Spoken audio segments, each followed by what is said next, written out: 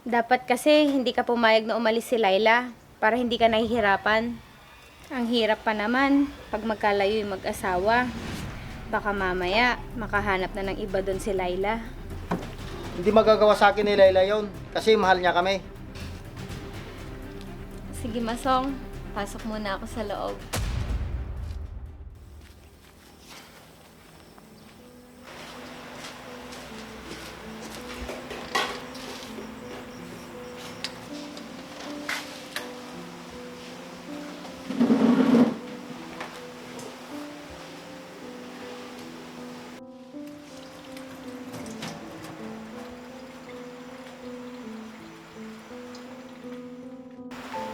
Oh, Han, andyan ka na pala. Kamusta ang paghahanap mo ng trabaho? Wala pa rin. Hindi ako natatanggap. Mas gusto nila yung bata. Kaya lahat ng ina-applyan ko, hindi ako natatanggap. May inaalok na trabaho sa akin ng tita ko sa ibang bansa. Mabilis lang daw ako makakaalis dahil kailangan nila ng tao. Ano Layla? Mag-abroad ka? Sino mag-aalaga ng mga bata? Ikaw na lang muna, Han. Total, nahihirapan ka namang maghanap ng trabaho. Tsaka sabi mo, mas gusto nila ng bata. Ako ang padre de pamilya dito. Kaya ako ang magtatrabaho at hindi ikaw.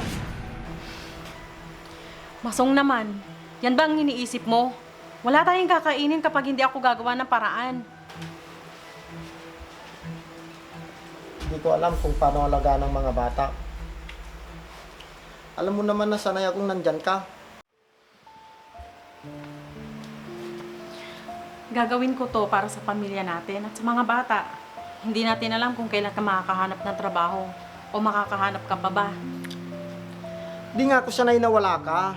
Tapos iiwan mo pa sa akin ang mga bata. Matitis mo ba kami? Titiisin ko. Basta maging maganda lang ang buhay natin. Alam mo naman na maraming gastusin, di ba? Isa pa, ilang buwan ka na rin walang trabaho. Natatakot ako, Han. Paano kung makahanap ka doon ng iba? Paano na kami? Kahit din naman ako, natatakot. Pero wala na tayong pagpipilian. Isa pa, trabaho ang pupuntahan ko doon, hindi ang maghanap ng iba. Ayoko rin sayangin na pagkakataon na magtrabaho ako sa ibang bansa. Kaya sana, maintindihan mo ko.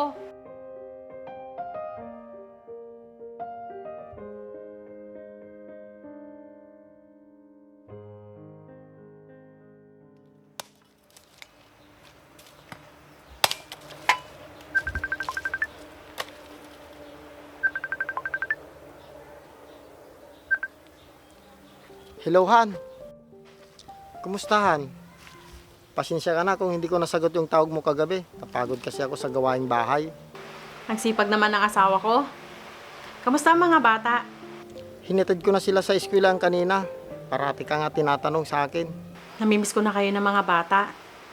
Ang hirap lang kasi ng oras. Kapag wala akong ginagawa, may pasok naman sila sa eskwelahan. Hayaan mo, pag wala silang pasok, pwede naman silang magpuyat para makausap mo sila. Ayos lang sa akin. Alam ko naman na inaalagaan mo ng maayos sa mga anak natin. Kapag nag-day off ako, tatawag na lang ulit ako sa'yo. Isang buwan ka palang nawala dito sa bahay.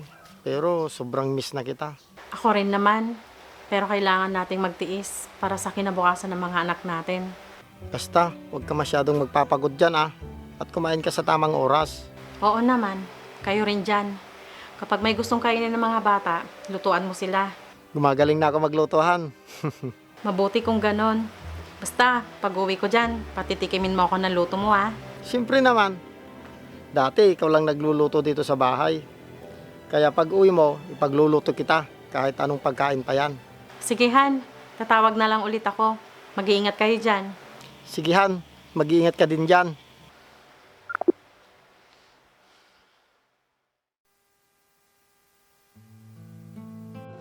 Tao po! Tao po! Oh Ruby, anong ginagawa mo dito? Ba't napadalaw ka? Hindi ba sinabi sa'yo ni Laila na dito muna ako uuwi sa bahay nyo? Wala man nababanggit sa akin. Katatawag lang niya kahapon. Baka nakalimutan lang yan sabihin sa'yo. Nag-usap na kami nung nakarang linggo. Ganun ba? Sige, halika, maupo ka muna.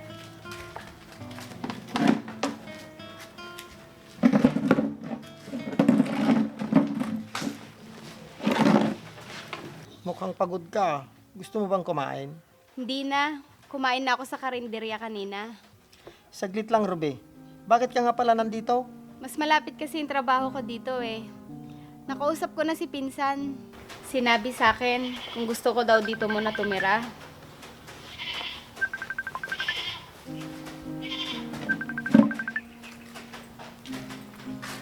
Hello, Han. Andito pala yung pinsan mo sa bahay. Di mo naman sinabi nung nag-uusap tayo kahapon. Ay, oo nga pala. Pasensya ka na, Han, ha? Nakalimutan kong sabihin. Pero ayos lang naman sa'yo, di ba? Ano pa nga bang magagawa ko? Andito na siya eh. Nahiyaring kasi akong tumanggi dahil anak siya ni tita. At siya rin ang nagpasok sa akin dito. Wala lang problema sa akin, Han. Kaya lang, hindi ko pa nalilinisan yung isang kwarto na matutuluyan niya. Siya na lang ang paglinisin mo. Hindi naman masyadong marumi yun at saka wala namang gumagamit. Sige, sasabihin ko na lang sa kanya. Hindi rin naman siya magtatagal. Pinapaayos na rin siya ni tita ng papeles niya para makasunod na dito. Sige, Han. Sasabihin ko na lang ulit sa kanya. Sige, alis na rin ako. Magsusundo ako sa mga bata. Ah, oo nga pala. Sige, mag-iingat kayo ha. Bye.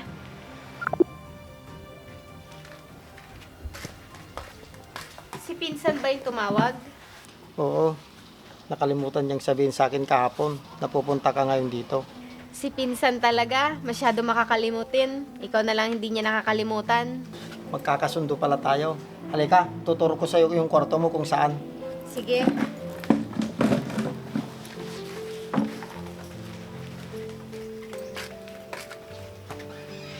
Ayun pala yung magiging kwarto mo. Ah, sige. Ikaw na lang sanang maglinis. Di ko kasi alam na may bisita ako, kaya di ko nalinis. Ayos lang yan, Masong. Ako nang bahala. Hindi naman masyadong madumi yun, kasi walang gumagamit. Sige, alis muna ako. Susunduin ko muna ang mga bata. Sige, Masong. Mag-ingat ka.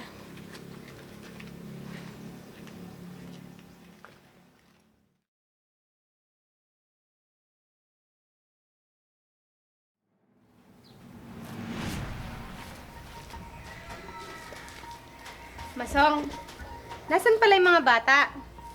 May pasalubong ako sa kanila. Asa paaralan pa sila. Sige, ilagay mo muna yan sa kusina. Sige.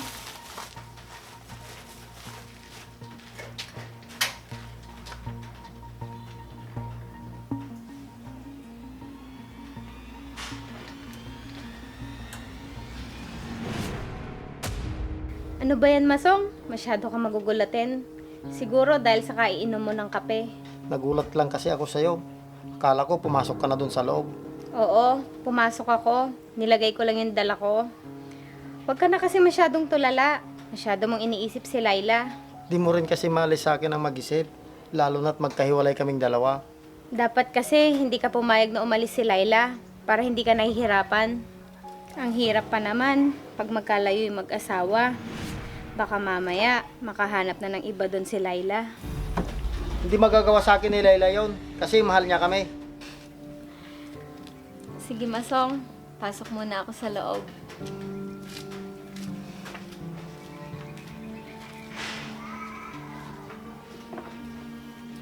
Huwag naman sana mangyari ang kinakatakutan ko.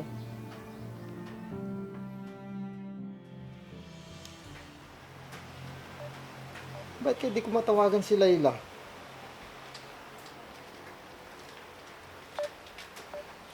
Ayos ka lang ba, Masong? May problema ba? Di ko kasi matawagan si Layla. Nung isang linggo pa yung huling tawag niya sa akin. Masong, huwag kang magagalit ah.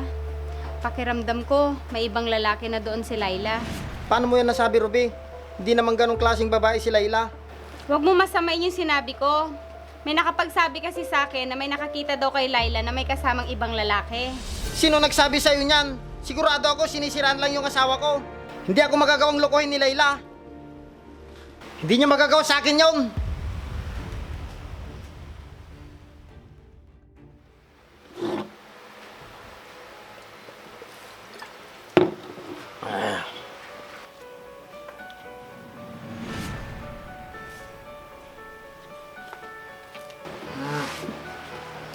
Masong, marami ka nang nainom. Magpahinga ka na sa kwarto mo. Alam mo bang tumawag sa akin kanina si Layla? Gusto na niyang makipaghiwalay sa akin. Bakit daw, Masong? Anong dahilan? Hindi niya sinabi yung dahilan. Ang lakas na ng loob niya na makipaghiwalay. Siya na nga'y nagloko. Baka dahil dun sa lalaki niya. Kaya mas pinili niyang iwan kayo ng mga bata. Wala akong pakialam. Kahit magsama sila ng lalaki niya.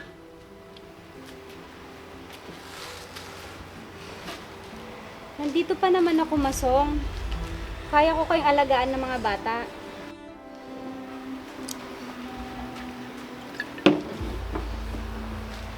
Tama na yan. Magpahinga ka na sa kwarto. Halika na.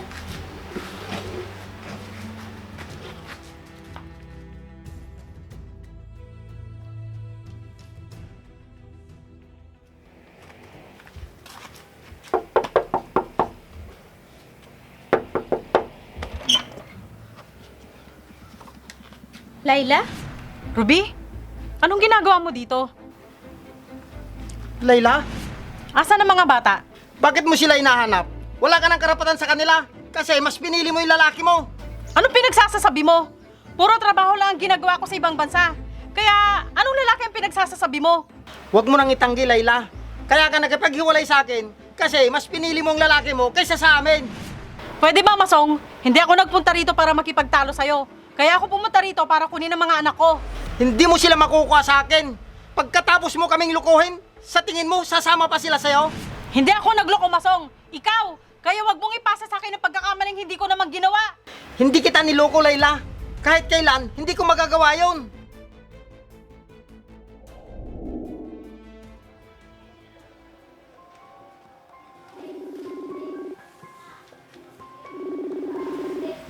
Hello, Laila. O, Ruby, napatawag ka. May gusto sana akong sabihin sa'yo tungkol kay Masong. Bakit? May nangyari ba kay Masong? Matagal ka nang niloloko ni Masong. May iba na siyang babae.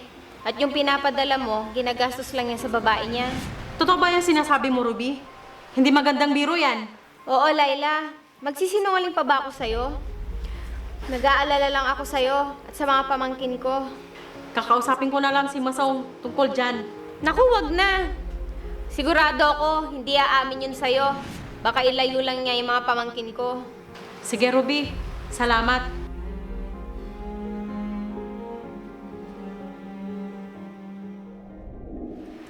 Kaya ka nga nagkipaghiwalay sa akin, di ba? Kasi may iba ka na. Ano to, Ruby? Gagagawa mo ba ito lahat? Ano, Ruby? Magsalita ka. Oo, Masong. Dahil gusto kong magalit siya sa'yo para iwang ka niya. Bakit mo nagawa yon? Dahil mahal kita, Masong. Wala na akong ibang maisip na paraan kundi sirain kayo mag-asawa. Kaya pala hindi mo na itinuloy ang pag-aayos na papeles mo pa ibang bansa. Pakasama mo, Ruby. Naging mabuti ako sa'yo. Tapos ganito lang ang gagawin mo sa pamilya ko? Ang sirain kami. Hindi ka na naawa sa mga bata, Ruby. Kahit anong sabihin mo, sa akin na si Masong. Huwag kang mag-alala. Wala sa plano kong bawiin sa'yo si Masong. Ang mga anak ko lang ang pakay ko dito. Sa ibang araw ko na lang babalikan ng mga anak ko. Layla.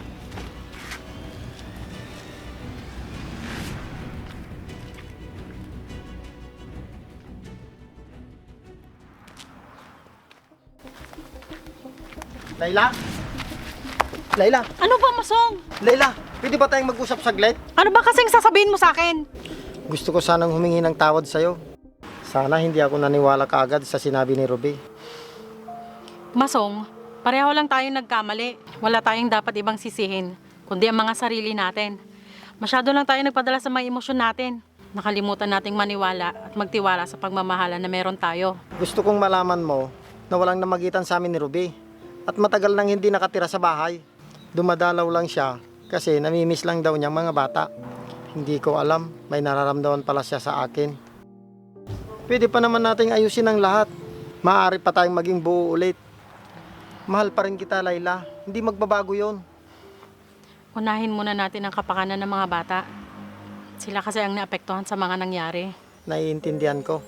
Basta, andito lang ako para sa inyo ng mga bata. Mahal na mahal ko kayo.